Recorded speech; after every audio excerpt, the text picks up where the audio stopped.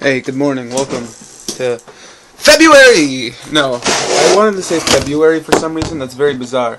Nah, man. Straight up, it's January. No, July. That's it. July 31st, I believe. And hey, I beat Dead Space 2, man. Yep,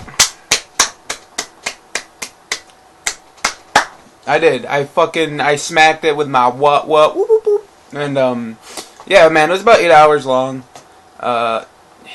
It was over 2 playthroughs, unfortunately. I did want to beat it in one, but I had to hit my cardio, you know how it is, you know. You gotta get those calories burnt, you know? I do. Which, that brings me to another point. My Bike Computer 300, or whatever the hell it's called, I said it was really good, and it is true, it is good, but there's certain things I need to learn more about, so... for example, I don't know how to reset it without doing a hard reset, which resets everything, including your weight, your age, your bike size, and all that, which kind of sucks. So, I mean, I'll keep using it. I'll come back to you guys more on it later, but you know, right now, I don't know, man. I wish there was an easy way to reset it, which there could be. You know, I just haven't really looked into it. But hey, this is about Dead Space 3, and we're gonna talk about it. Okay. Now, like I said, it took me like 8 hours, I want to say, around there. First session was like 4 hours. Second session was another 4 hours or so. 4 to 6 hours, yeah. Yeah, I would say about 10 hours, probably.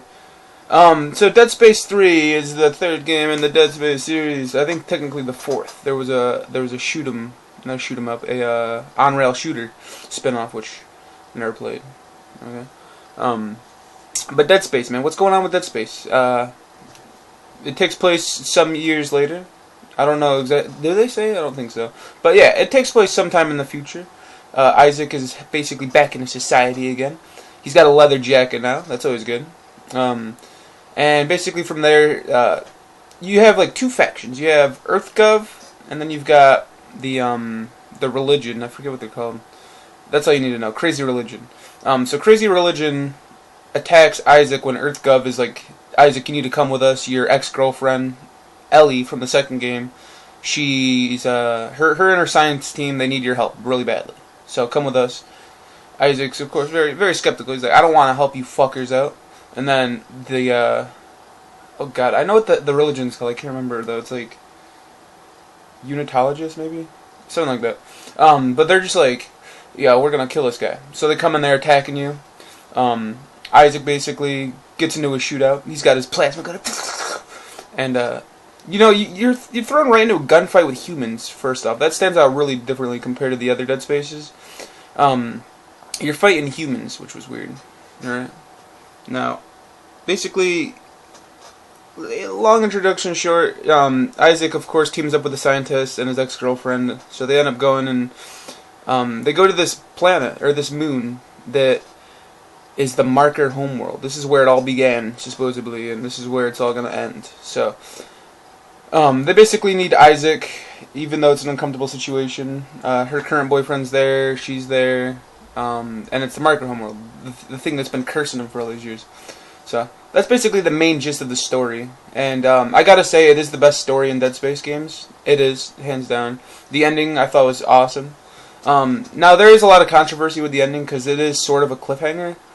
But at the same time, you know, it's at the very end of the credits. You know, this is like a 5-minute long credit scroll, and all you get is, I think, 2 words. I think he says 2 words, which cut those 2 words out, and bam, you don't got a cliffhanger. I think the game ended pretty much perfectly.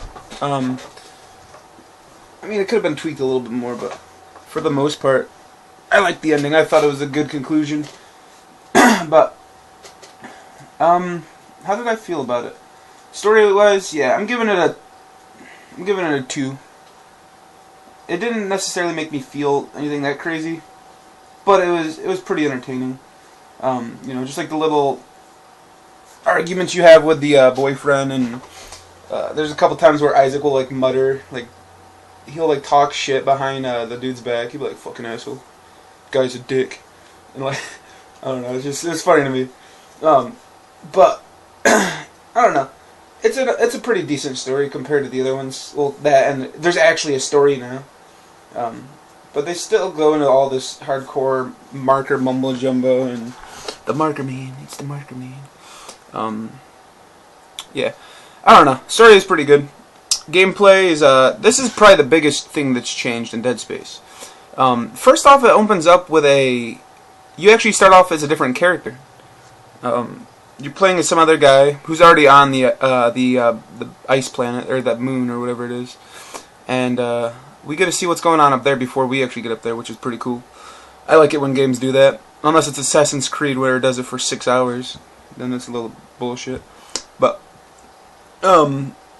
yeah, the main differences I would say with this game is first it starts off like an open world game. You're at like a little space station above the moon, and you have like 5 different space stations that you can explore. And I think some of them are optional, or so there's some weird system in the game where there's like side quests that you can or you can't do. Like you can skip them if you want; they're completely optional.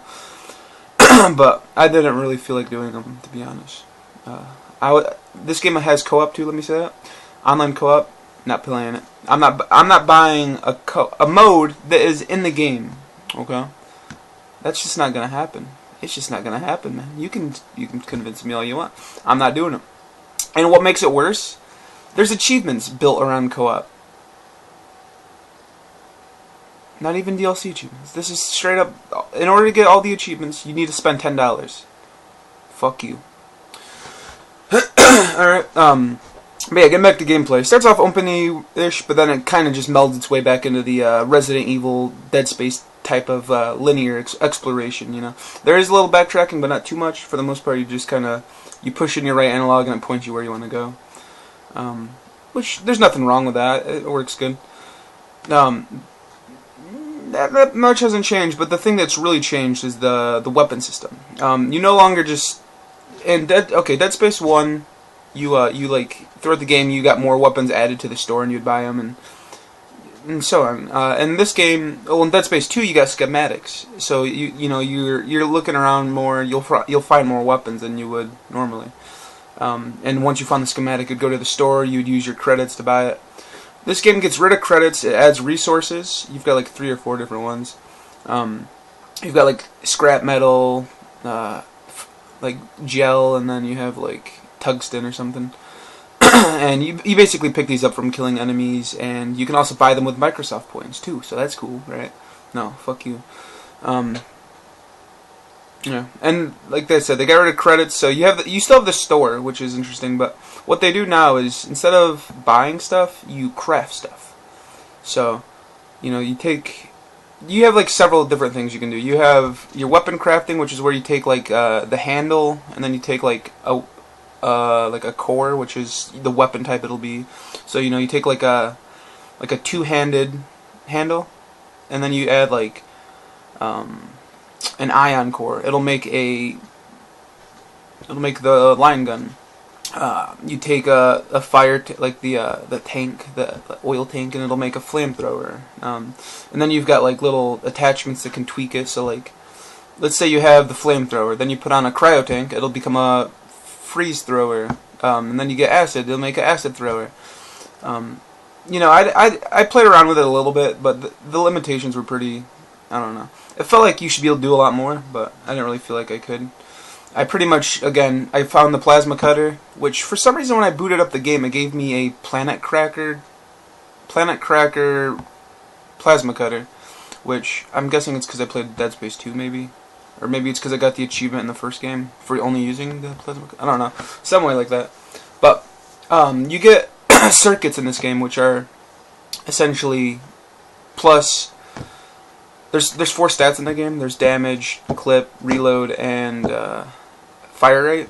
You get circuits which basically add points to those. So like, you'll get one circuit that'll be +2 damage but -1 reload speed, or 1 damage, 2.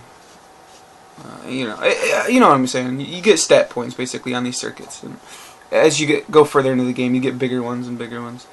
I basically just maxed out the damage on my plasma cutter and then my clip size, so I could just blow through the game with that. And then near the end I got acid put onto it, so it started burning enemies in half, which is cool. And again, I didn't really feel the need to use any of the other weapons. I experimented with a couple more than I usually do. The grenade launcher for one, flamethrower for a while, the rivet gun, which sucked ass, the submachine gun, I think that's it. Oh, and then the probe gun, which you have to get for the main story. Gameplay, yeah, I'm giving it, again, probably a 2. It's not better than the, I don't know, because it's interesting. It really is interesting, but I didn't feel like it could go as deep as it wanted to be, you know. Sound design, again, bam boom. I'm giving it a 2.5. No. No, you know what? Yeah, no. I'm giving it a 1.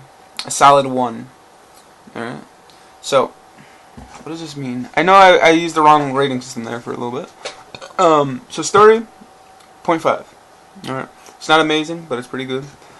Gameplay, 0.5. It's not amazing, pretty good. Sound, 1. So, alright. That means we give this game a solid 2. It's solid 2, my friend. Which is pretty good. How did this game make me feel? I don't know. I think, honestly, the Dead Space series is probably the best survival horror series this generation.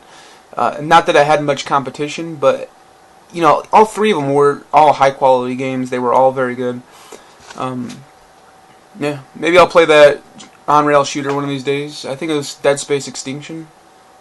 Was that it? I think that's it. I don't know. But, man, this has been going on for 12 minutes. We gotta end this bad boy at 11:33 because it's cool. Alright, so we've got a couple seconds. Man, I'm gonna go to work soon, so I gotta go back. And I'm gonna say boop, boop.